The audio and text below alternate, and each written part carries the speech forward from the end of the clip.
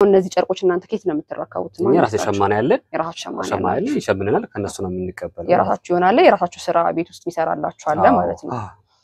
በጣም ነው የሚያምር ምንድነው አሁን ይሄ የሚባለው ጥበቡ ስም አለው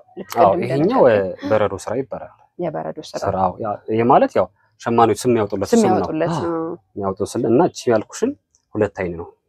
የጨርቁ ሁለት አይን ማለት በሁለት የተሰራ ክር ማለት ነው